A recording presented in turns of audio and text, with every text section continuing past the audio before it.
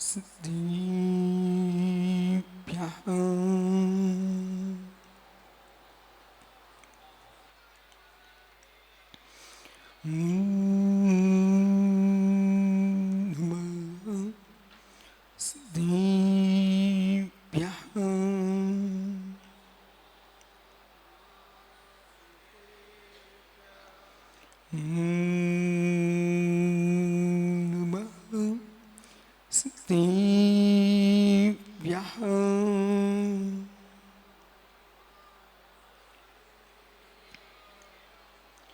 ഇന്ദിസദിവന്ദിയാടും തിഹൂടിത് മധുരവിസദിവ കാണും അന്താതീത ഗുണാനും ഉടുമോജിനാടും ജിദീഭവാടും ഈനാത്മാ ബുദ്ധതാത്മൈവം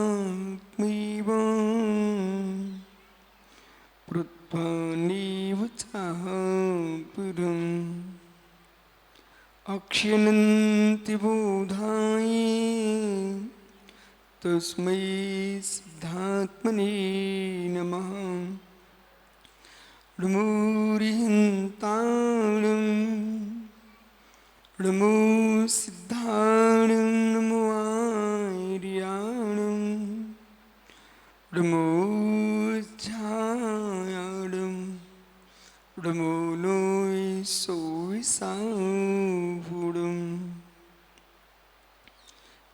अनंतपुरम सिद्धकुवानी की एक जड़वान आदिनाथ स्वामी की एक जड़वान महावीर स्वामी की पुरम पूज आचार्य भगवान पूज्यपाल स्वामी की पुरम पूज आचार्य विराग सागर महाराज की जय हो।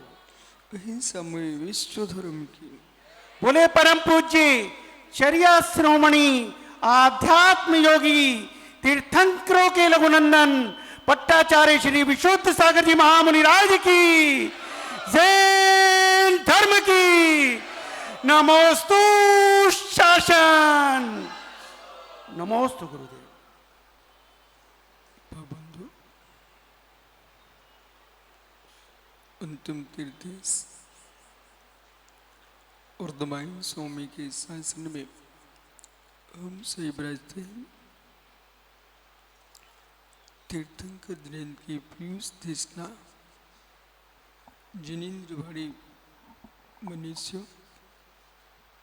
जगत कल्याणी ये सर्वज्ञ शासन नमो सुशासन जयवंतो वितराग श्रवण संस्कृति भगवत अरहत परमेश्वर तीर्थंकर दिनेश्वर देव ने विश्व सुंदरा को वस्तु की वस्तु का सत्याबोध प्रदान किया है। सत्य का जीवन जीने वाले जीव असत्य से प्रभावित नहीं होते। जो असत्य से प्रभावित होता है वो सत्य को जान नहीं पाता। जीते जीते जीवन निकल जाता है, उस सत्य को नहीं समझ पाता। ऐसा जीना प्रारंभ करो कि जगत तुम्हारे जीवन के बारे में सोचता रहे, समझता रहे, पर आप जगत को समझाने और सोचने के लिए नहीं जीना है।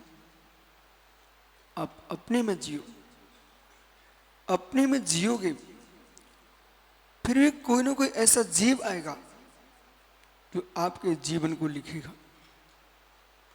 आपके लिए नहीं लिखेगा। पुराण शास्त्र जो है, जिन पर पुराण लिखा गया है, वो पुराण उनके लिए नहीं है। पुराने लोगों की चर्या को देख करके नए लोग उस आचरण को स्वीकार कर सके। जिसने खोटा जीवन जिया है उस पर भी पुराण लिखे जाते हैं, और जिसने अच्छा जीवन जिया है उस पर भी पुराण लिखे जाते हैं। अच्छे लोगों पर पुराण लिखे जाएं तो बात समझ में आती है, लेकिन बुरों पर पुराण लिखे जाते हैं। हाँ, बुरों पर नहीं लिखे जाएंगे तब तक अच्छे के पुराण में आनंद ही नहीं आता। बोले क्यों? बुराई है कि नहीं इसका बहुत अच्छाई से होता है, वो अच्छाई है कि नहीं इसका बहुत बुराई से होता है। खोटा सिक्का नहीं होगा तो अच्छे सिक्के का बोध कैसे होगा? वो श्रेष्ठ सिक्का नहीं होगा तो खोटे सिक्के का बोध कैसे होगा? न्याय साहस कहता है विधि जो है वो निषेध का बोधक है, वो निषेध है वो विधि का बोधक है। अस्थि भंग है तो नास्ति होना चाहिए, नास्ति भंग है तो अस्थि होना चाहिए। अस्थि के बिना नास्ति का बोध नहीं हो सकता है, लेकिन नास्ति के बिना अस्थि का भी बोध नहीं होता। सत्य का बोध असत्य से भी होता है, असत्य का बोध भी सत्य से होता है। प्रवक्ता की प्रज्ञा विशाल हो, श्रोता की प्रज्ञा भी विशाल हो, इसलिए पुराण लिखा गया है। यदि भगवान पारसनाथ स्वामी की महिमा गाई गई है तो उसमें कमठ का भी स्थान है। इतिहास दोनों के सुरक्षित हैं, पर एक का दुष्कर्म के लिए और एक का सुकर्म के लिए। जिसने अशुभ किया है अशुभ गति, शुभ किया है शुभ गति, और शुभ शुभ दोनों से दूर हो गया है सिद्ध गति।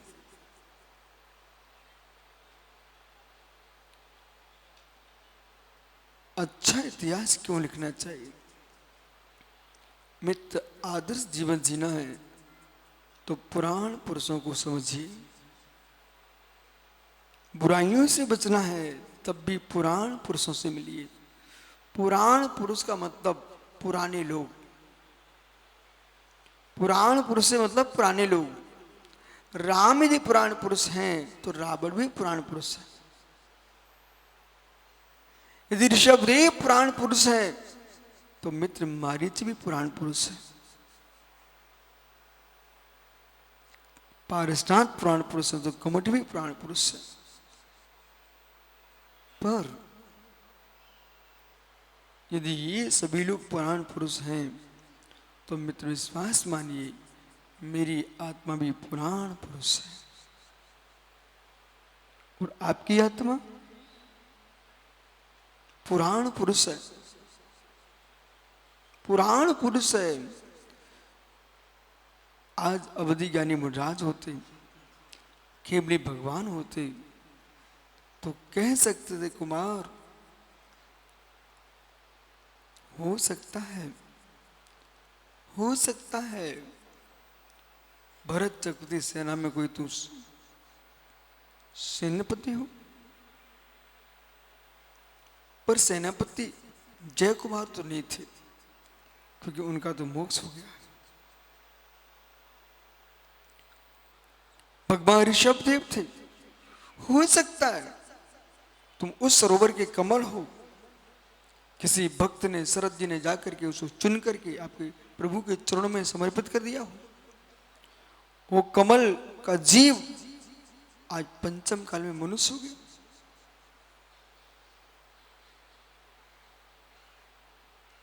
आत्मा जो है त्रिकालिक है, वो त्रिकालिक आत्मा जो है वो अविनाशी है। वो अविनाशी है तो मित्र प्रणमनशील है, पर्याय दृष्टि से प्रणमनशील है। द्रव्य वही है। उस द्रव्य दृष्टि को देखते हुए आपको बोध होना चाहिए इतिहास, इतिहास लिखने की क्षमता जिनमें है उन्हें लिखना चाहिए। पढ़ने की क्षमता जिनमें उन्हें पढ़ना चाहिए, वो बनाने की क्षमता उन्हें बनाना चाहिए। लेकिन बनाने की बुद्धि से नहीं, कल्याण की दृष्टि से बन जाएगा। और बनाने के लिए आप इतिहास बनाने बैठोगे ना तो कर्तृत्व में डूब जाओगे। और इतिहास बनाने के पीछे, अच्छे इतिहास बनाने के पीछे बुरा काम तुम कर सकते हो। अच्छे इतिहास बनाने के पीछे बुरा काम कर सकते हो, दिखाओगे अच्छा ही मात्र। बोले कैसे कैसे? सुनील, एक जीव को भगवान के चरणों में, ये अपना भाई प्रद्युम्न के मित्र, जानते हैं को आप, इन्होंने इतिहास बनाना चाहा और भगवान के श्री चरणों में 108 बादाम चढ़ाने का इतिहास बनाना था। चढ़ाते समय की एक बादाम इनकी कम आई, और चढ़ाना तो 108 था, पर गिन गिन के चढ़ा रहा था भाई, अपने ही चढ़ाना है, और चढ़ाते समय एक बादाम कम हो गई। मित्र थाली से दूसरी बादाम उठा ली, कोई समझ नहीं ना पाए कि बादाम तुम्हारी ही, पर मित्र 108 में से 107 आपकी थी, पर 107 बादाम चढ़ाने में विशुद्धि नहीं बना पाया जीव। एक बादाम उठाने में वो संकलेशन ने काम कर दिया। वहां पर 107 चढ़ा लेना था, 108 तो चढ़ाने के लिए हमको चोरी नहीं करना था।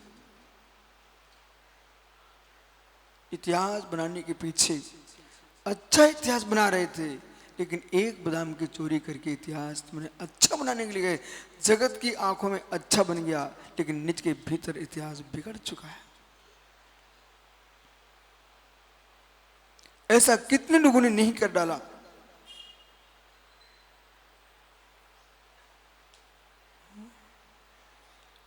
मित्र, आपके संचालक ने बोली ली 1 करोड़ की भगवान का अभिषेक करने के लिए। इसी बीच में बेचारा सरस सोचता है कि भाई अब भाई दिल्ली के ही तो है, अपन हाथ लगा लेते, हमारे तो पड़ोसी है, दिल्ली का ही है, हमारे समाज के ही तो आदमी है, दिल्ली का ही तो है। और जैसे शरद जी बेचारे गए, वो हाथ लगाया, संचालक ने झटका मार दिया, झटका मार दिया। बोले क्यों, कैसा? ऐसा बुंदेलखंड में एक गांव है मड़ावरा, उसमें एक छोटे से गांव में 11 मंदिर है, और बड़े सुंदर सुंदर जिनालय, आप दर्शन करो जाके। लेकिन एक भाई ने मंदिर बनाया, तो छोटे भाई को बहुत अच्छा लगा कि मेरे बड़े भैया ने जिनालय स्थापित किया है।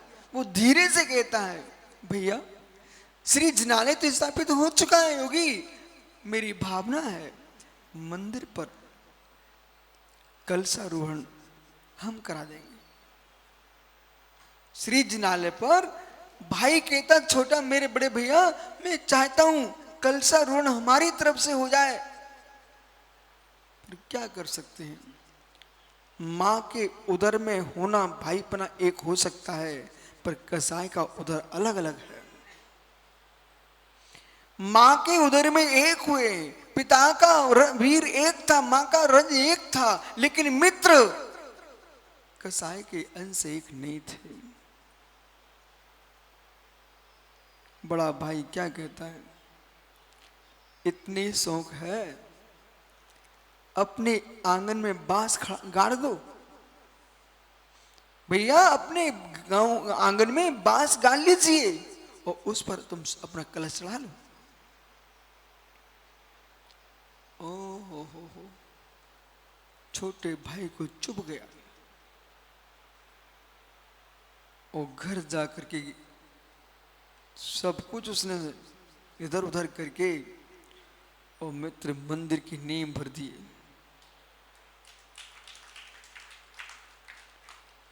बड़े भाई के मंदिर का कलश नहीं चढ़ पाया, उसने शिखरबंद मंदिर बनाया और कलश चढ़ा दिया।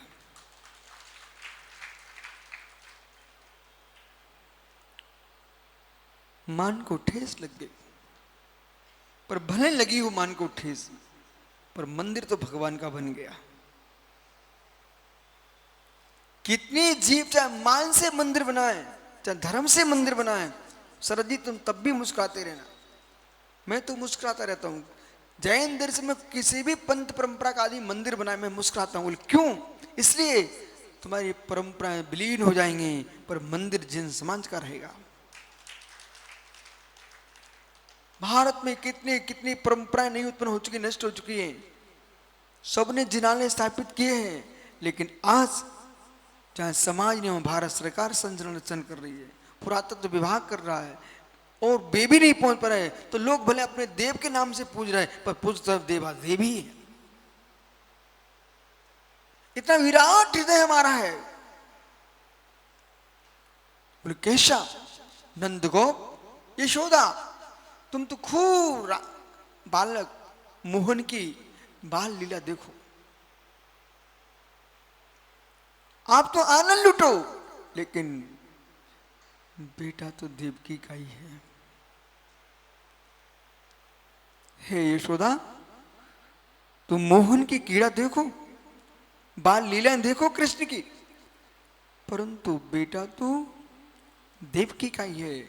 इसलिए देश के संपूर्ण संप्रदायों से कहना, मित्र तुम खूब पूजो, जिस दृष्टि से पूजो पूजते रहो, लेकिन बेटा तो जिनदेव हमारे ही हैं, मंदिर तो हमारे ही है। आप नाम बदल सकते हो, वस्त्र डाल सकते हो, मुकुट लगा सकते हो, आंख लगा सकते हो, मित्र का छोटा बांध सकते हो, पर आपके भीतर भी पता है भगवान तो दिगंबर ही है।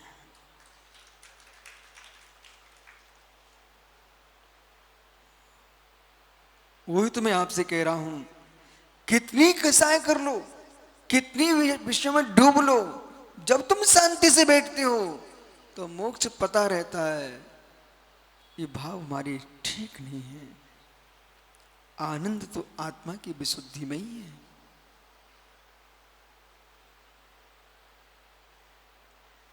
आनंद तो आत्मा की विशुद्धि में ही है।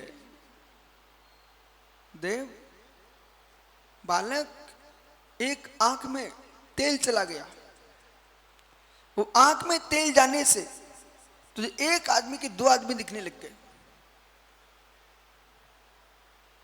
तो एक साथ दो आदमी दिखे, वो दो तीन आदमी को दिखते दो आदमी, या तो उसको रोग हो गया, या कुछ पड़ा हुआ है, या फिर शरीर छोड़ने वाला है। जिस व्यक्ति को रोगी है, बीमार है, वो दीर्घ समय हो गया, और देखते देखते एक आदमी के देव दो आदमी दिखने लग जाए जिस व्यक्ति को, वो समझ ले मैं 15 दिन में जाने वाला हूं। ओहो, राकेश पंडित जी देखते रहे ना, आप दो दिखने लगे, बस समझ लें तुम्हारा समय आ गया है। या तो रोग है, या आंख में कुछ चला गया है, अथवा बच्चे यहां दबाते तो एक के दो दिखने लगते हैं। बेटा समझो, दो अवश्य दिख रहे हैं, और दो दिख रहे हैं इसका मतलब एक तो है। बिना एक के दो दिख नहीं सकते ज्ञानियों, बिना एक के दो दिख नहीं सकते। यदि भ्रम भी होगा तो वस्तु पर ही होगा, अवस्तु पर नहीं होगा।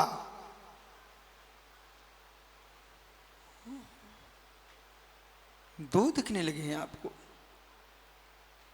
द्विचंद्र ज्ञान, द्विचंद्र ज्ञान, एक व्यक्ति को दो चंद्रमा दिख रहे हैं। वो कहता आंगन से दो चंद्रमा उदित हो चुके हैं। वो बैठे थे अंदर बच्ची लाल जी कमरे के अंदर, बल्ब जलाकर, उन्हें पता ही नहीं था कि सुबह की शाम है, पर जोर से कहते एक व्यक्ति भैया दो चंद्रमा दिख रहे हैं, तो वो समझ गए मतलब रात्रि हो चुकी है। भले उसको दो चंद्रमा तो एक साथ नहीं होते हैं, पर चंद्रमा दिख रहा है, इसका मतलब रात्रि हो चुकी है। इसे हम कहते हैं दो चंद्र ज्ञान। दो चंद्र ज्ञान से भी सत्य का ज्ञान हो जाता है। समझ में आ रहा मैं क्या बोल रहा हूं? दो चंद्र ज्ञान से भी सत्य का ज्ञान हो जाता है। हमें निर्णय कर लेना चाहिए, हमारी प्रज्ञा प्रशस्त होना चाहिए। बोले दो चंद्रमा दिख रहे, इसका मतलब है कि रात्रि हो चुकी है। जहां भी कोई असत्य बोलने वाला होगा, वह नियम से कुछ ना कुछ सत्य होगा। जहां भी कोई असत्य बोलता होगा, ये असत्य आया क्यों यहां पर, कुछ ना कुछ गड़बड़ हुआ है। बिना रस्सी के सर्प का भ्रम हो नहीं सकता, बिना रस्सी के सर्प का भ्रम हो नहीं सकता। किसी को भ्रम ना हो इसे रस्सी मत छोड़ो ना। ज्ञानी लोग भी होते हैं, जिस प्रवृत्ति से भ्रम खड़ा होता है उस प्रवृत्ति को छोड़ते ही नहीं है, और फिर भी किसी को भ्रम हो रहा है तो इसके आंख में रोग है। फिर भी भ्रम हो रहा है, इसकी आंख में रोग है। पर किसी के भ्रम को देख करके, श्रद्धा भैया, किसी के भ्रम को देख करके तुरंत निर्णय करने मत चले जाना, उस व्यक्ति की आंख का पता करना। पर की आंख के रोग के पीछे, मुमुक्षु ध्यान से सुनने का, पर की आंख के रोग के पीछे मेरी श्रद्धा की आंख ना फूट जाए। अपनी डायरी पे लिख देना, सुब्रत सागर, अहो ज्ञानियों, मोक्ष अहो ज्ञानियों, पर की आंख के रोग के पीछे तुम्हारी श्रद्धा की आंख ना फूट जाए।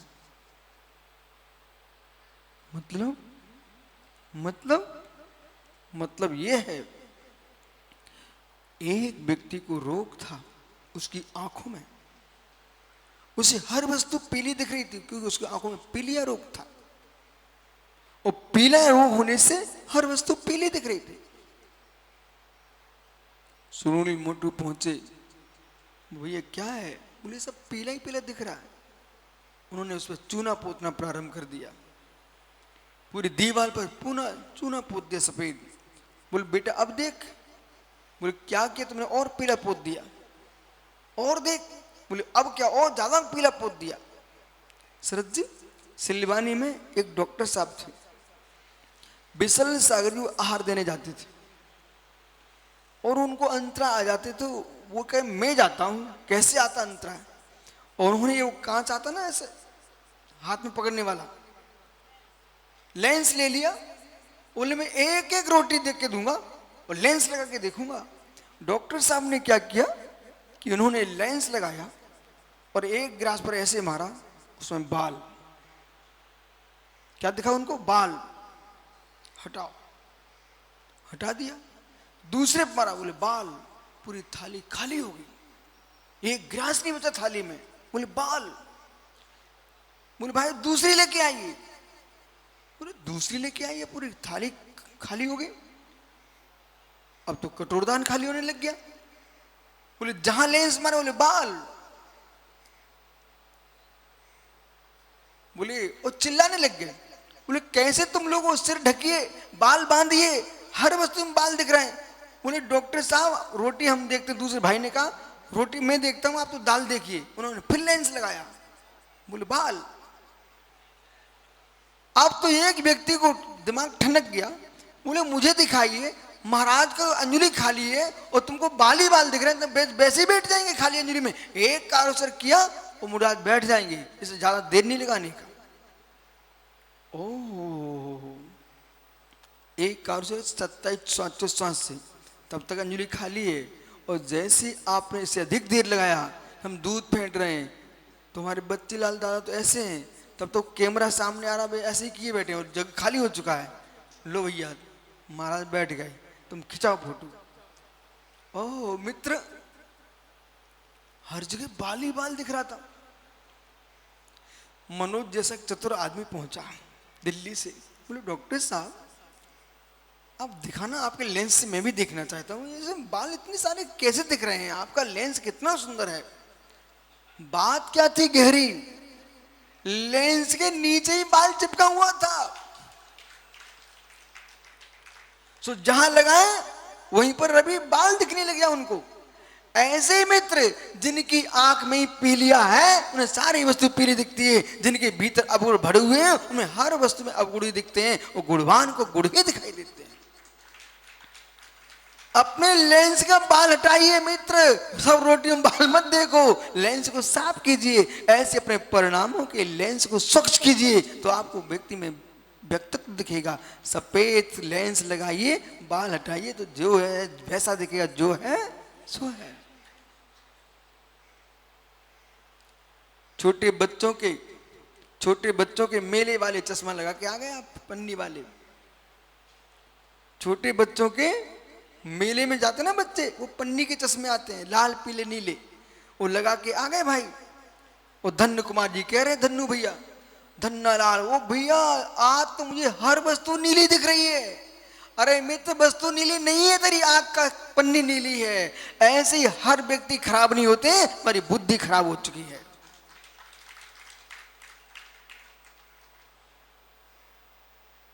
पारसनाथ खराब थे ना, पारसनाथ खराब थे ना, कमट को तो खराब दिख रहे थे। इस विद्या को भी सीखना है मित्र। पारसनाथ अच्छे थे क्या? अच्छे थे, पारसनाथ अच्छे थे मित्र। कमट से मिलो, कितने अच्छे थे। सारा जगत राम को मर्यादा पुरुषोत्तम कहता है। रावण से मिल लीजिए आप, राम कैसे थे? राम कैसे थे? आपके लिए भगवान है, रावण के लिए शत्रु है। मित्र, रावण तो भविष्य का तीर्थंकर है, लक्ष्मण का शत्रु है।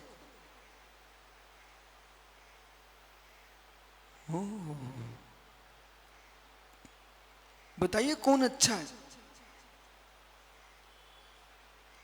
जिसकी जहां प्रीति है वो उसके लिए वो अच्छा है। अब प्रीति है, बुरा है, पर प्रीति से अच्छाई मत देखिए, अप्रीति से बुराई मत देखिए। वस्तु स्वभाव से अच्छाई देखिए, वस्तु स्वभाव से बुराई देखिए। आज से निर्णय करना सीखो शरद भैया। ये सारे जगत को लक्ष्मी, क्या संध्या लक्ष्मी में एक लेख लिखना आप। मित्र, सत्य का निर्णय नहीं कराती प्रीति, सत्य का निर्णय नहीं कराती प्रीति, सत्य का निर्णय नहीं कराती अप्रीति। सत्य का निर्णय नहीं होने देती प्रीति, और सत्य का निर्णय नहीं होने देती अप्रीति। जिस बेटे को अपनी पत्नी से राग है वो माता में दोष देखता है। जिसको अपनी मां में राग है वो सासू की बिटिया में 24 घंटे दोष देखता है। दोनों में दोष नहीं है, तेरी बुद्धि विपरीत है। ऐसे बच्चे भी मिलेंगे जो सुबह से उठकर पिताजी के पैर छूते हैं। ऐसे बच्चे भी मिलेंगे सुबह से उठकर पिताजी के पैरों पर पत्थर मारते। सपूत कपूत की यही पहचान है। सपूत कपूत की यही पहचान है। यदि आपके जीवन में भूल हो चुकी हो तो आज प्रभु के पास जाके कारजोर कर क्षमा मांग ले। प्रभु, पिताजी चले गए लेकिन मैं तस्मै क्षमे दुक्कड़म करता। बाल को भूल के भी माता पिता का अपमान नहीं करना, गुरुजनों का अपमान नहीं करना। अपनी प्रीति से सत्य को देखना बंद कीजिए। इसलिए अनाप के वचनों को तर्क से देखा जाता है। शरद जी, अनाप के वचनों को तर्क से देखना पड़ता है, वो आप के वचनों को आगम से देखना पड़ता है। आपके वचन आगम होते हैं, अनाप के वचन अनुमान से देखे जाते हैं। समझ में आ रहा पीयूष? आपके वचन आगम होते हैं, वो अनाप के वचन अनुमान से देखे जाते हैं, हेतु से देखे जाते हैं।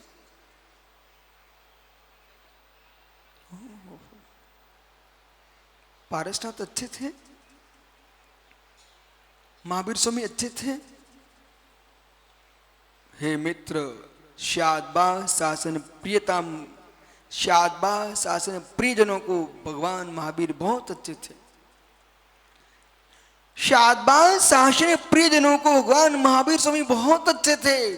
पर शादबा को संशय के बाद कहने वाले शादबा विद्वेषी के लिए महावीर स्वामी शत्रु थे। ब्रोधान्विकात्मम शादवन विद्विषाम अवास्ते का नियुक्त नवाचमिते। शादबा ने विद्विषाम, जो शादबा ने के विद्वेषी लोग हैं उनके लिए महावीर स्वामी कभी प्रिय नहीं होंगे।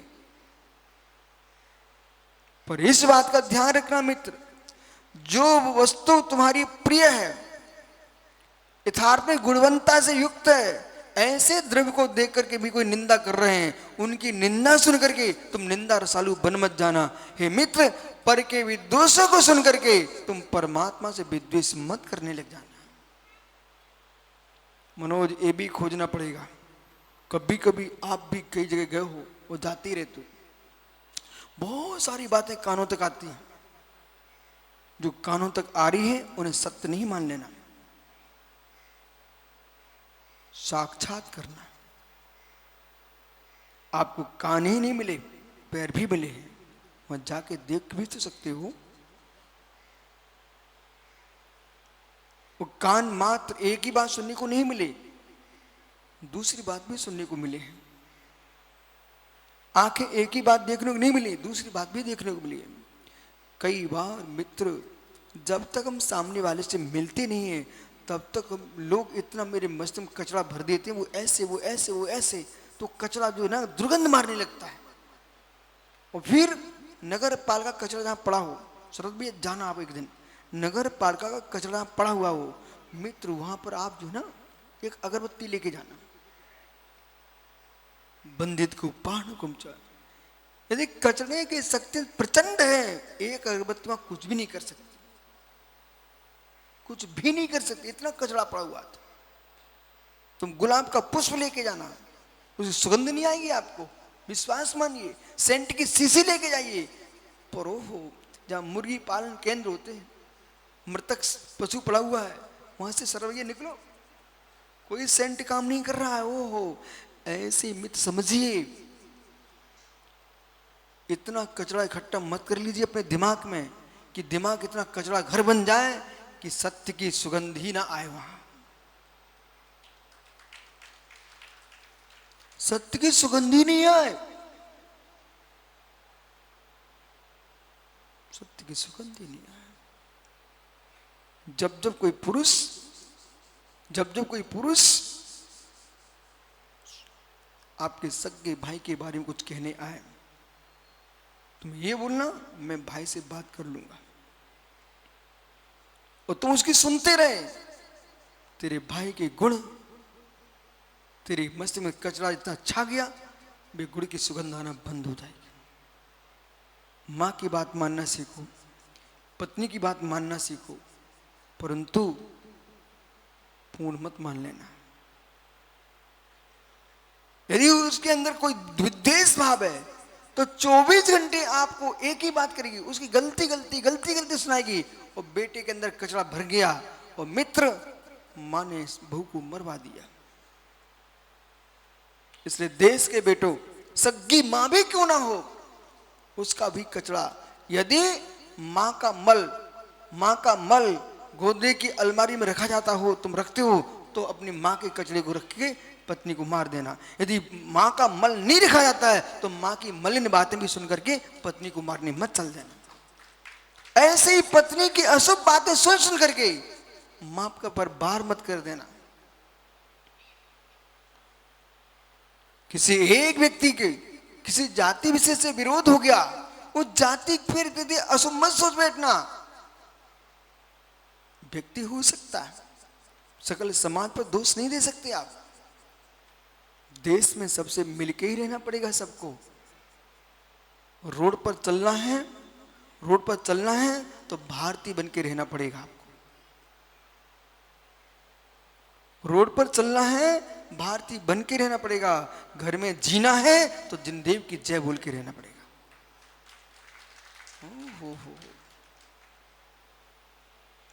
जब तक तर्क शास्त्र, न्याय शास्त्र, नीति शास्त्र का ज्ञान नहीं है, अध्यात्म तुम खोखले हो जाओगे।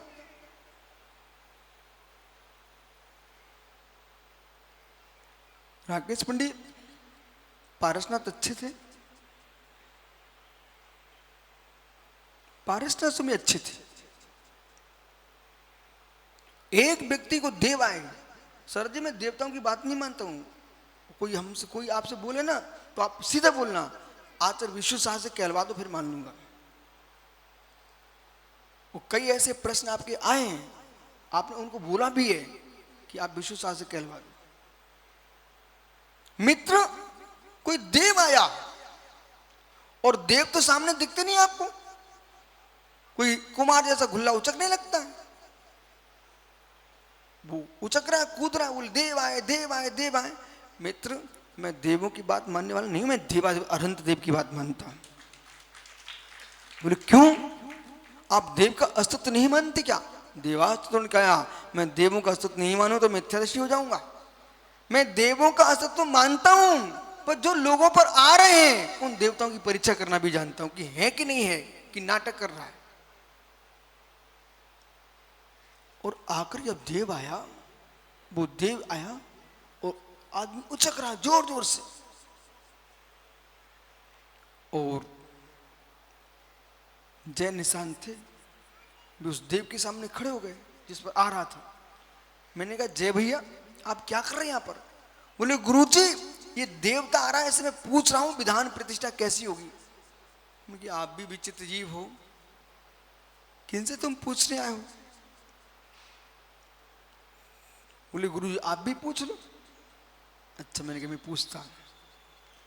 मैंने कहा भाई ये बताइए, ये मुनिराजों पर उपसर्ग आ रहे हैं, क्यों आ रहे हैं?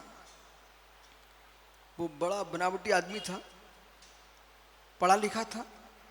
कहता गुरुजी, जो सच्चे मुनि होते हैं उनका बात नहीं होता, सच्चे मुनि होते हैं उन पर उपसर्ग नहीं होता, जो मुनि सच्चे नहीं होते उन पर उपसर्ग होता है। मैंने जय भैया की तरफ देखा, कहा तुम मायावी से फंसे बैठे हो। नहीं, कोई बात नहीं है। जिन्हें प्रभु के सामने वो हिल रहा था, यूं यूं कर रहा था ना, मैंने वही पूछा उसी से, क्यों भाई ये तो था, फिर से बोलना जरा। मैंने कहा फिर से बोलना, तो फिर से कहने लग गया। बोले सच्चे मुनि होते उन पर उपसर्ग नहीं होते हैं। मैंने कहा पहले तू देव नहीं है, शांति से बैठ जा। बोले क्यों? बोले देव दोबारा बोलते ही नहीं, आगम का वचन है।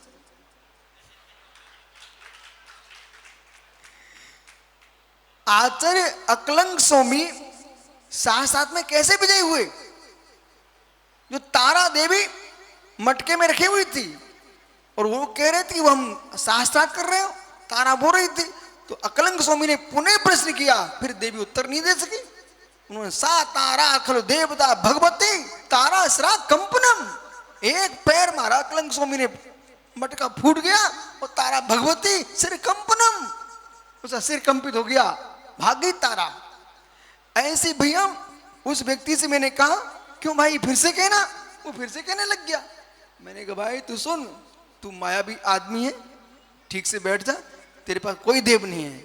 अच्छा बताओ, जो सच्चे मुनि होते हैं उन पर उपसर्ग नहीं होता ना, सही है ना? बोले हाँ। ठहर, सामने कौन है? बोले भगवान पारसनाथ। बेटा ये बताइए सच्चे मुनि थे कि नहीं? बोल भाई सच्चे मुनि थे कि नहीं? गुरुजी क्षमा करो। क्षमा नहीं, मुझे दुनिया की कुंडली का ज्ञान है, आप टेंशन मत लेना, इसे दमंगी से बोलता हूं। आप ये बताइए, जिन मुनियों पर उपसर्ग होता है वो सच्चे मुनि नहीं होते, आप ऐसा बोल रहे हो, तो भगवान पारसनाथ स्वामी पर उपसर्ग हुआ है, वे सच्चे मुनि नहीं थे क्या? सच्चे मुनि होने से उपसर्ग न होने से उपसर्ग नहीं होता है, पूर्व के बैर के कारण उपसर्ग किया उसने। मेरे उनके मुनि बने का विनाश नहीं हो गया, वे तो मुनि ही थे। सुकुमार सुकौशल महाराज पर उपसर्ग हुए, अभिनंदन आदि मुनियों पर उपसर्ग हुए, भगवान महावीर स्वामी पर उपसर्ग किया गया। हे मित्र, सुपारसनाथ पर उपसर्ग हुए, क्या ये मुनि नहीं थे क्या? इसलिए मन चली बातें बोलने वालों पर विश्वास करना नहीं, जीवन में कभी स्वप्न में भी। वो मेरे पास तो वे आए जिनको आगम का अच्छा ज्ञान हो, अन्यथा यहां बातें करें नहीं बिल्कुल भी। हो। एक सामान्य व्यक्ति को छले तो शरद जी वो जीव छल कपट से पशु बनेगा कि नहीं बनेगा? बनेगा।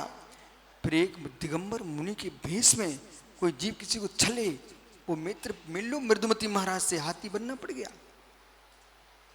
कर्म सिद्धांत किसी को नहीं छोड़ता, हे मित्र, किसी को नहीं छोड़ता, किसी को नहीं छोड़ता है। इसलिए वर्तमान के पूजा प्रतिष्ठा के राग में आकर के कहीं बच्चे जाजी महाराज बन करके छल कपट मत कर लेना, कभी नहीं करना, कभी नहीं करना। मित्र, सच्चे मुनि नहीं बन सको तो सच्चे मुनियों की सेवा करके तुम स्वर्ग चले जाना, पर मुनि बन के मायाचारी कभी नहीं करना।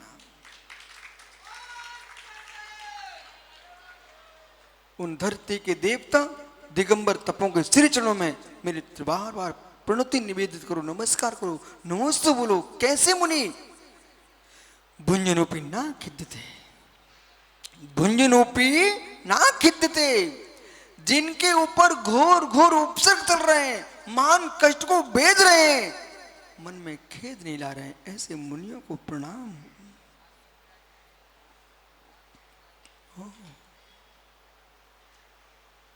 अभी आप सुन रहे, परसों कुछ है,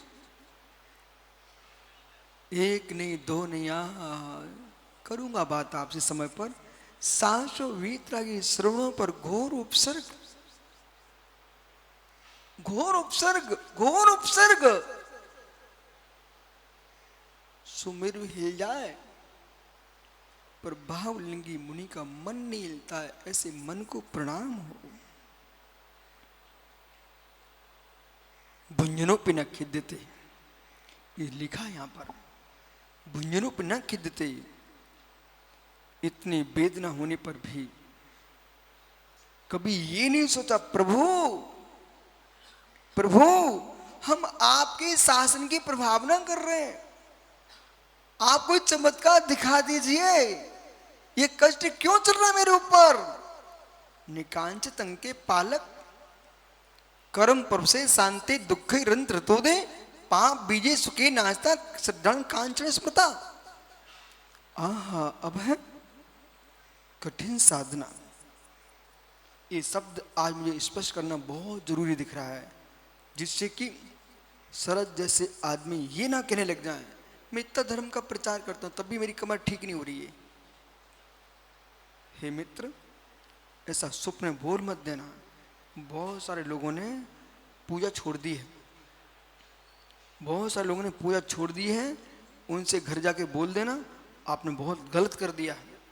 बहुत सारे लोगों ने मुनियों के दान देना छोड़ दिया, आहार देना बंद कर दिया, स्वाध्याय में आना बंद कर दिया। बोले क्यों? इसलिए उनके साथ छल हो गया। उनके साथ छल क्या हुआ? जो लोग लोभ दे के धर्म करवा रहे ना, वे लोगों को धर्म से दूर कर रहे हैं। जो लोग मनोज जैसे लोग खड़े हो जाए, बोले कलश ले जा तू माला माल हो जाएगा, सो बेचारे ने मालूम उसकी शक्ति थी 5,000 रुपया की, उसने 25,000 का बोली लगा ली। जो घर में रखे थे वे भी चले गए। अभी कट्टा लेके पहुंच गया, बोले दो भाई, तो उसे लगता कट्टा कट्टा लगने लग गया। ओहो, अब वो मालूम क्या देखता मनोज, सुबह शाम कलश को देखता है, सुबह शाम कलश को देखता है, अब बरसेगा अब बरसेगा अब बरसेगा।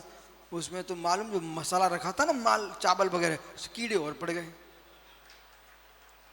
अब आयुष को गुस्सा उठा के फेंक के आ गया वो कहता अब नहीं जाऊंगा मंदिर, नहीं करूंगा दान।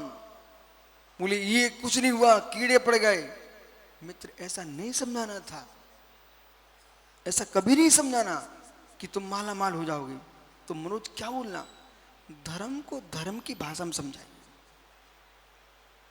सम्यक दर्शन की महिमा जब तक नहीं बताओगे, सम्यक का स्वरूप नहीं बताओगे, तब तक धर्म का स्वरूप आ ही नहीं सकता।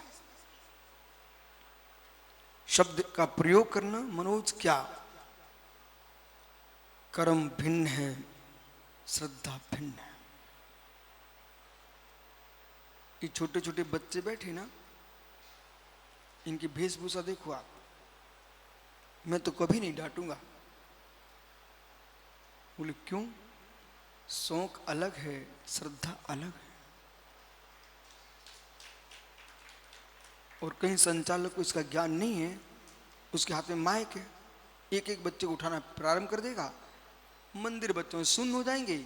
और जो तुमने ऐसे भर दिया, बड़े होने के बाद मंदिर में कोई नहीं मिलेगा। छोटी पौध को मनोज पौध क्यों समझते हो? और खेत में छोटी पौधी नहीं बचेगी तो ऊपर बालें किस में आएंगी? ये हमारे बच्चे छोटी पौध हैं, इनमें संस्कार नहीं डालोगे तो भविष्य की समाज कैसे बनेगी। आपके प्रधान जी कह रहे थे, हमसे प्रधान बोलते ना आप यहाँ, प्रधान जी हमसे कह रहे, बोले गुरु जी आपको लोग नहीं छोड़ते, आप भी लोगों को नहीं छोड़ते। तो मेरी समझ में आ गया। सुनील भैया कह रहे थे कल, बोले आप लोग इनको नहीं छोड़ते, ये आपको नहीं छोड़ते, मैं क्या करूं, मैं खड़ा खड़ा परेशान हो रहा हूं। मित्र भी हमें कैसे छोड़ सकते हैं, उन्हें हमें अपना गुरु बना लिया है, हम उन्हें कैसे छोड़ सकते हैं, वे सब हमारे चेले हैं। पर मित्र इनके साथ हम कैसे रह सकते हैं, मेरी आत्मा भिन्न है, उनकी आत्मा भिन्न है, मैं जो हूं सो हूं। मनोज हुआ क्या, कर्म प्रोसेस शांति। माता ध्यान रखना, सर्वाधिक मिथ्यात्व में तुम परिवार को पटकने वाली कोई हो तो आप ही हो। उसे सुनिए कैसे, जरा सा बेटे को दर्शना वर्णी कर्म ने घेर लिया और सोता सोता बच्चा उठ के खड़ा होके जाने लग गया, और बस आपने अपने पति के कान खाना प्रारंभ कर दिए। बोले जाओ कोई चबूतरे पे दिखा के लाओ, बच्चा सोते उठ के भाग रहा है, कोई व्यंतर लग गया, कोई व्यंतर नहीं लगा था, वो दर्शनी कर्म के द्वारा प्रेरित था। और उसमें स्थान वृद्धि नाम का जब कर्म उदय में आता है, व्यक्ति उठ करके काम करके भी आ जाता है और पुनः सो जाएगा, उसे पता ही नहीं हमने क्या किया। कर्म के उदयों पर ध्यान दो, वो आपने क्या कर डाला। एक बार किसी बेंतर को मानने वाले पास चले जाओ, बस उसने अपना ग्राहक समझ लिया, अब तुम्हें जीवन भर पूजना पड़ेगा। तुम भूतों को पूजने जाते हो, भूत हमारे भूतनाथ को पूजने आते हैं।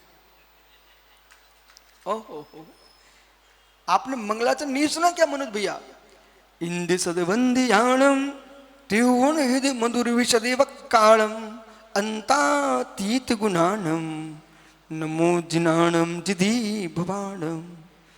कुंद कुंद जैसा मीठा खंडन करने वाला कोई दूसरा आचार नहीं मिला। आप अध्यात्म की व्याख्या करते हैं और मिथ्यात्व का ऐसे निरसन कर देते हैं। अब देखना श्रद्धी, इस गाथा में उन्होंने क्या बोल दिया, हे सोमाय आगच्छागच्छ, इंद्राय आगच्छागच्छ, धरणीधराय आगच्छागच्छ, भूपते आगच्छागच्छ। तुम ऐसे मंत्रों पढ़कर देवी देवताओं बुला रहे हो। कुंद कुंद ने कहा तुम इंद्रों की पूजा कर रहे हो तो हमसे मिलो। इंदि सदबंदियाणम, इंदि सदबंदियाणम, हे जिनेन्द्र आपको नमस्कार हो। आप कैसे जिनेन्द्र हो, सौ इंद्र आपके चरणों में सिर टेकते हैं, उन जिनेन्द्र को मेरा नमस्कार हो। मतलब 100 इंद्रों से जिनेन्द्र की आराधना करा दी। उसे हुआ क्या, जब 100 इंद्र के चरणों में झुक रहे हैं, मैं उन्हें ही पूजूंगा ना। भवनाले 40 व्यंतर देश हुंति 32 कप्पामर 24 चंदो सूरो नरो तिरियो। जब पहले लोग अभिषेक करते थे ना, पहले एक गाथा बोलते थे, भवनालय 40 भवनवासी देवों के 40 इंद्र होते हैं। व्यंतर देवा हुंति 32 व्यंतर देवों के 32 होते हैं। अब जोड़ लो भैया, कितने हो गए, भवनालय 40 व्यंतर देव हुंति 32 कप्पामर 24 कल वासियों के 24 इंद्र होते हैं। कितने हो गए मित्र। और चंदो सूरो ज्योतिषों के एक चंद्र और सूर्य, त्रिंचों में एक सिंह, मनुष्यों में चक्रवर्ती, 100 इंद्र हैं। ऐसे 100 इंद्र हमारे जिनेन्द्र के चरणों में सिर टेकते हैं। उन जिनदेव को मेरा नमस्कार। नमो जिनाणम, नमो जिनाणम जित भवानम। ओ मित्र, शर्त भी रख दी, नमो जिनाणम जित भवानम। मैं नमो जिनाणम जिनदेव को नमस्कार करता हूं, पर किसी का नाम जिनदेव रख गया तो उसको नमस्कार करूंगा नहीं। जित भवानम, जिसने अपने भव को जीत लिया है, ऐसे जित भवानम नमो जिनाणम। योगी किसको नमस्कार? नमो जिनाणम जित भवाणम। और कसाय पहोड़ ग्रंथ का मंगलाचरण है नमो जिनाणम। मित्र महाबंध का मंगलाचरण है नमो जिनाणम। महाबंध का मंगलाचरण नमो जिनाणम। नमो जिनाणम यहां से महाबंध ग्रंथ प्रारंभ होता है। नमो जिनाणम। जीवन के हर पल में बोलते रहो। हर घर के गेट पर लिखा होना चाहिए नमो जिनाणम। जैसे घर में प्रवेश करो नमो जिनाणम। पुराने काल में घर के गेट पर बंदरवाल लगे रहते थे, 24 पत्तों वाला, और सिर झुक के निकलते थे घर में। भरत चक्रवर्ती के हर महल पर बंदनवार था 24 पत्तों वाला। बोले क्यों लगाया था? चक्रवर्ती इतना जिन भक्त था कि जब जब प्रवेश करेगा तो सिर झुकेगा। 24 भगवंतों को नमस्कार होता है। नमो जिनाणम चिद भवाणम। मैं धनुज भैया ना पता नहीं किन किन स्टैचू लगाए बैठे घर में, एक्टर फैक्टर दुनिया के लगाए बैठा भाई।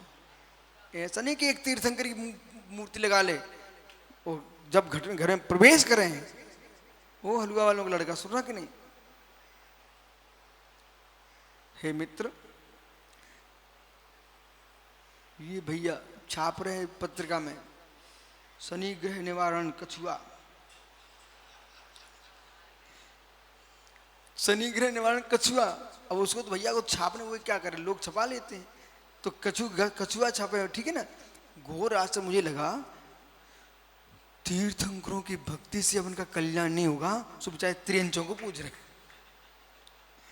जिनके तीर्थंकरों की भक्ति नहीं दिख रही उन्हें त्रियंचों को पूछ रहे। मित्र, हमारे मुनि सुब्रतनाथ स्वामी का चिन्ह है। तुम तो ऐसे हो गए हो, राजा को छोड़ करके जो सिंहासन की सफाई कर रहा है उसकी तुम पूजा करने लग गए। बुरा तो नहीं लग रहा? लग भी जाए तो क्या करोगे आप? कुछ भी नहीं कर सकते मनोज, कुछ भी नहीं कर सकते। दुनिया को तो टेंशन होगा कि मनोज दान नहीं देगा, मुझे वो भी नहीं चाहिए तुम्हारा। वो लोगों को बड़ी चिंता सताती है कि भाई इन सेठों को पटा के रखो, काम में आएंगे। अरे मुझे काम है ही नहीं मेरे पास, काम में क्या आएंगे? और मेरा काम तो रत्नात्र धर्म है, ये आके बैठ जाएंगे उसमें विघ्न और हो जाएगा। मेरा काम तो मेरा ही है। काम में आएंगे मनोज, काम में आओगे। मित्र, काम में आओ तो इतना ध्यान रखना, समाधि काल में नमोकार सुना जाना। लेकिन मुझे पता है वो भी अपने आप को संभाल लूंगा। फिर भी तुम काम में तो सुना जाना, लेकिन और दुनिया में कोई काम नहीं चाहिए। और मनोज यही तुम दुनिया से बोलना, कोई क्या कोई काम? बोले मित्र इतना काम है आपसे मुझे, जब मैं समाधि की ओर हूं तो मेरे कान में नमोकार सुनाने की क्षमता तो सुना देना, पर ज्यादा चिल्लाना मत। नहीं तो मालूम चला कि तुम लग गए चिल्लाने। भाई स्वस्थ हो गए, तुम ज्यादा सुन नहीं सकते, हम तो अंतिम श्वास भर रहे, और तुम चिल्लाना नहीं, धीमे धीमे सुनाना। वो भी सुनाती मत रहना। मैं भी सुनना जानता हूं, सुनाना भी जानता हूं। हम सब व्यवस्था बना रहे हैं। नमो जिनाणम, बोलिए नमो जिनाणम जित भवाणम। नमो जिनाणम जित भवाणम। जैसे आप बोलते जय जिनेन्द्र, वो हिंदी में बोलते हो, प्राकृत में बोलते हैं नमो जिनाणम। कितनी शांति मिलती है देखना। नमो जिनाणम, ये रिद्धि मंत्र है। 48 रिद्धियों में पहली रिद्धि मंत्र है नमो जिनाणम। नमो जिनाणम, विश्व के संपूर्ण जिनेश्वरों को नमस्कार हो गया। नमो जिनाणम। नमो निरंतरम को जो पद है वही नमो जिनाणम है। ये नमो जिनाणम।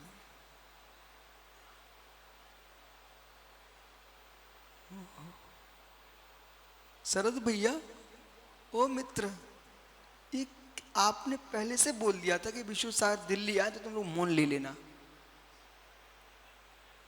है? क्या बोले भैया?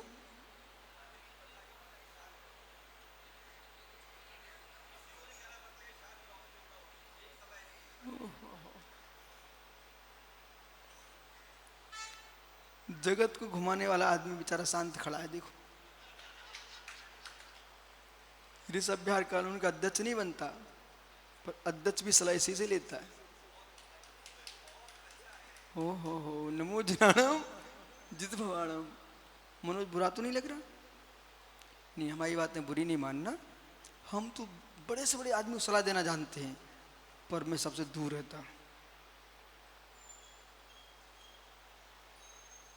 विराजो कर्म प्रभु से शांति। इसलिए मैं ये कह रहा हूं कि भाई, कर्म अलग है, श्रद्धा अलग है, शौक अलग है, आस्था अलग है। ये बच्चे आज के पैंट शर्ट और जीन्स और क्या क्या पहन के आ रहे हैं, टी शर्ट पहन के, मित्र प्रेम से उनको उतरवाने की बात मत करो। उनसे कहो आज चलो अभिषेक है। जैसे दिल्ली में कितनी ग्रुप हैं, में बड़ा आनंद आता है। इन सारे ग्रुपों ने मित्र बच्चों को अभिषेक सिखा दिया। जिस दिन प्रवेश था दिल्ली में, जिस दिन प्रवेश था उस दिन सूर्यनगर में हजारों बच्चों ने अभिषेक किया। हजारों बच्चों ने अभिषेक किया और सब अभिषेक कर करके और सब मुस्कुरा रहे थे। एक प्रभु के मस्तक पर डालो तो सबको मुस्कुराहट छूटती है, और मित्र जरा सा पाप कर लो सबकी मुस्कुराहट भाग जाती है।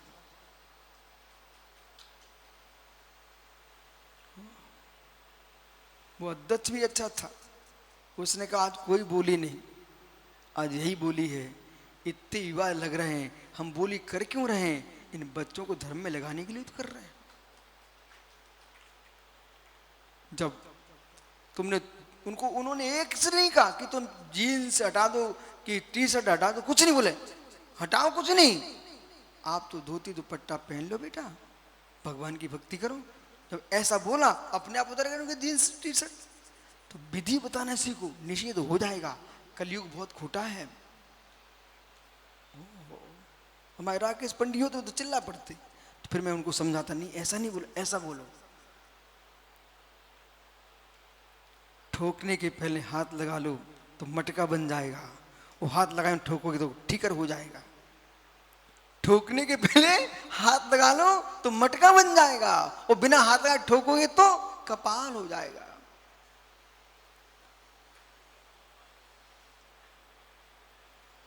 इसलिए मनोज, ठोकने के पहले हाथ लगा लो। ऐसे ही कर्म प्रभु से शांति, कर्म प्रभु से शांति।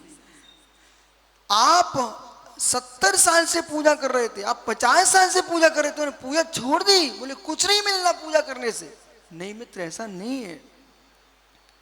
पूजा करने से तुम्हारा काम नहीं बिगड़ा। तुम पूर्व में इतने सूजा बो के आए हो, उससे तुम्हें एक कष्ट मिल रहा है। पूजा का फल पुष्प मिलेंगे, सूजा नहीं मिलेंगे। और जो लोग अशुभ करने के बाद भी सुखी रह रहे हैं, वे अशुभ का फल नहीं है, पूर्व में किए शुभ का फल है। इसलिए भगवान की भक्ति मत छोड़ देना। बोले अब मैं मंदिर ही नहीं जाऊंगा, कोई झगड़ा मगड़ा हो गया जरा सा, अब तो मैं मंदिर ही नहीं जाऊंगा। मित्र, झगड़ा का विषय अलग है, भगवान का विषय अलग है।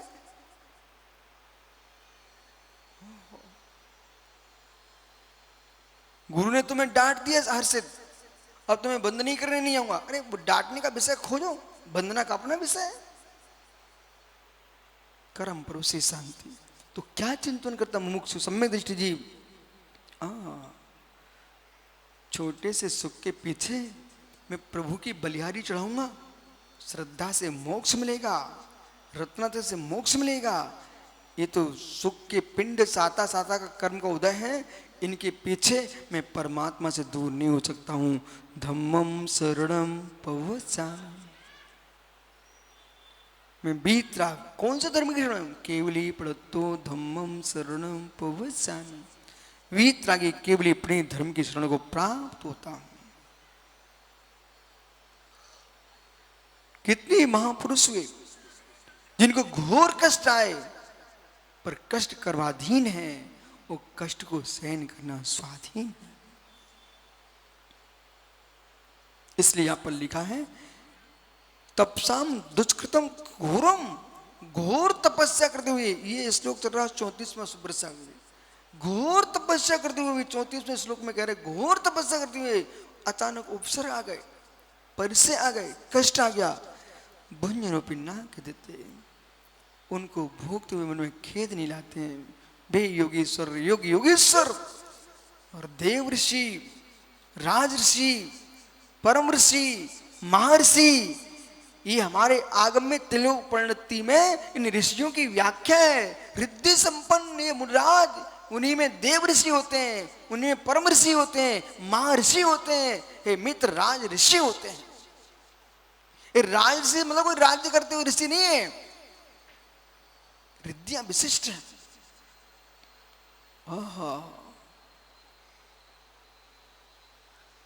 कैसी कैसी रिद्धियां।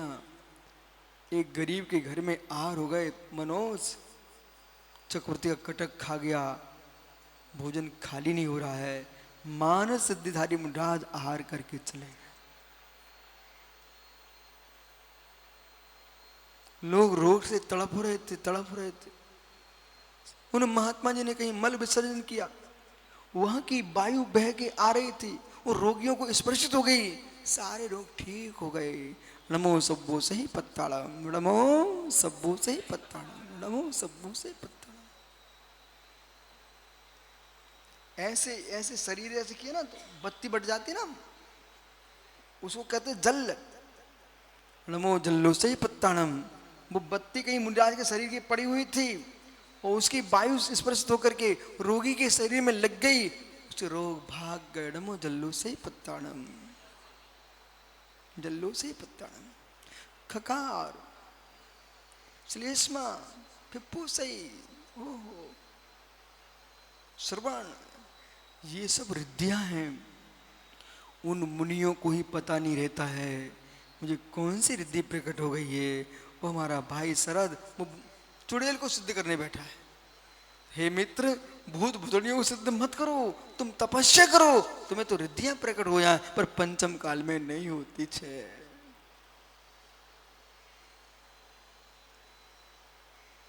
पर धन्य पंचम काल के भव्य श्रावकों को आशीर्वाद, पंचम काल के भव्य मुनियों को नमोस्तु नमोस्तु। बोले क्यों? कि ऐसे खोटे काल में तुम साधना कर रहे हो और आप साधना करा रहे हो, एक कलयुग धन्य धन्य हो। यदि भारत की मिट्टी पर किसी प्रांत में लोग यूं कहें कि दिल्ली में धर्म नहीं होता है, उनसे कहना अभी तुम देखने आओ। शरद, लोग एक एक चौके की सोचते हैं, यहाँ प्रतिदिन चौके खाली जा रहे हैं, 25 साधुओं के होने के बाद भी खाली जा रहे हैं। यदि धर्म नहीं होता राजधानी के हृदय में, तो इतने मुनियों के चातुर्मास हर वर्ष या कई चातुर्मास होते हैं हर वर्ष। मतलब जिन श्रवणों के लिए कहीं कोई भी चौमासा न कराना चाहता हो, पर दिल्ली के लोग कराते हैं। ये सत्य है कि नहीं? सबका पालन कराते हैं। यदि कोई यूं कहे कि भारत के भिखारियों को देख करके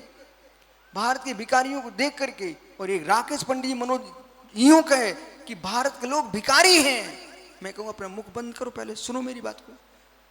भारत के लोग भिखारी नहीं है, भारत के लोग दयालु हैं। जब दयालु लोग नहीं होंगे वो भीख देंगे ही नहीं, वो भिखारी कहां दिखेगा। हमारा देश दयालु है, किसी को भूखा नहीं छोड़ता है, भीख भी दे देता है, स्वयं कमाता है भीख देता है। ओहो, लाखों साधु हैं, लाखों, सारे संप्रदाय के साधु मिला दीजिए आप, वे खूब खर्च भी करा देते हैं, तब भी देश के नागरिक उनको मुस्कुरा के उनका पालन कराते हैं। हम बिहार करते हैं मनोज, रास्ते में लोग गरीब से गरीब, माता बहने भाई बंधु, सोमी सोमी सोमी प्रणाम कर लो, और फिर धीरे से एक अम्मा आई सुप्रसाद, याद आपको, बेचारी ने अपने साड़ी का पल्ला से खोला, उसमें 1 रुपया बांधे थे, वो खोल करके गुड़ू मुड़ू किया था, गुड़ू मुड़ू, और देती, बोले स्वामी ये ले लो। उनके नहीं, आप रख लिए, दिगंबर मुनि हैं, ये रखेंगे किसमें, इन पर अंबर ही नहीं है, ना जेब है। मित्र, कुछ भी नहीं है। तो जबलपुर में तो आपके दिल्ली हरियाणा साइड के 4 युवा ब्राह्मण कुल में जन्मे थे, भी अचानक मेरे पास आ गए, बोले स्वामी मैंने बैनर देखा तो भाव बने मैं आपके दर्शन कर लूं। और दर्शन के बाद हमसे कहते गुरुजी पुनः आऊंगा तो एड्रेस बता दो। मैंने कहा मित्र न कोई ड्रेस है न कोई एड्रेस है, मैं क्या कर सकता, मैं दिगंबर मुनि हूं। फिर थोड़ी देर बाद उसने हरे हरे से लंबे लंबे नोट निकाले 500 के, बोले स्वामी दक्षिणा। मैंने कहा मित्र हम लोग दक्षिणा न लेते हैं न देते हैं, माँ देवादेव अनंत की प्रदक्षिणा जरूर कर लेते हैं लेकिन दक्षिणा नहीं लेते हैं। बोले नहीं लोगे? बोले नहीं ले पाएंगे। ओहो मित्र आपके वीरेंद्र हेगड़े जी, उनके मैं पहुंचा, वे अलग से लेके इतनी बड़ी थैले भर के लाए। बोले गुरु स्वामी ये पाद पूजा की भेंट ले लो। मैंने कहा मैं दिगंबर मुनि दिख नहीं रहा आपको हेगड़े जी, मैं चंदा चिट्ठा वाला नहीं हूं, मैं जिंदेव चंदा प्रभु का भक्त हूं। उनको बड़ा आश्चर्य हुआ, बोले नहीं रखेंगे क्या? नहीं, मैंने दीक्षा के पहले जब आज तक गुरु विराग सागर नहीं मिले थे तो भगवान की प्रतिमा के सामने नियम लिया था, मैं मुनि बनने के बाद एक छोटी सी दवाई की शीशी भी अपने पास नहीं रखूंगा। मैं दिगंबर मुनि बना हूं, उसका आनंद लूट रहा हूं, इसलिए मुस्कुराता रहता हूं। और जरा किसी पंच पढ़ू ना तो हमारे ग्रंथ नहीं बंद रह जाएंगे। फिर मैं योगी को बुलाऊंगा, ये योगेश तो सोचते रहते हैं, बोले महाराज कहीं बुलाते नहीं अलग से, मैं क्या करूं, काम ही नहीं पड़ता अलग से, मैं कैसे बुलाऊं? आपको समय मिले तो आ जाया करो ठीक है, लेकिन हमारे पास समय नहीं है, मैं क्या करूं? ये लोग सोचते सब, दिल्ली में ऐसे बहुत सारे श्रावक सोच रहे हैं कि महाराज जी कब बुलाएंगे। उन सब से कह देना भैया वे नहीं बुला पाएंगे, तुम आ जाओ, नहीं तो तब तक चौमासा ही हो जाएगा। तुम सोचो बुलाएंगे, नहीं बुला पाएंगे, आप विश्वास मानिए नहीं बुला पाएंगे। क्यों नहीं बुला पाएंगे? क्योंकि हमारे पास समय ही नहीं है। सुबह से शाम तक हम समय दे तो नहीं सकते, तुम्हें लेना तो ले जाओ भाई, जो है आपका समय हो गया। इसलिए इंद्रगंज जी, मित्र मनोज सबसे कह देना कसाय और कर्म के पीछे धर्म नहीं छोड़ देना, नहीं छोड़ देना, नहीं छोड़ना। बच्चे को जन्म घुटी में पिलाना, माताओं तुम्हें पाप पड़ेगा जब बच्चे मंदिर नहीं गए तो तुम्हें पाप पड़ेगा। इसलिए जैसे यहाँ सब बैठे हैं, इन बच्चों को हमने थोड़ी बुलाया है। एक बार आए, एक बालक सुबह क्या बोल रहा था, बोले गुरुजी क्या बताऊं, एक बार आ जाऊं फिर घर में मन ही नहीं लगता है। मित्र ऐसे सब लोग आए, घर में मन ना लगे तो जिन शासन और बढ़ेगा। बैठ जाओ। आत्मा शुभावम पुरीभाव भिन्नम, आत्मा शुभावम पुरीभाव भिन्नम। आत्मा का स्वभाव पूर्वाव सत्यन महावीर स्वामी की जय। बोले परम पूज्य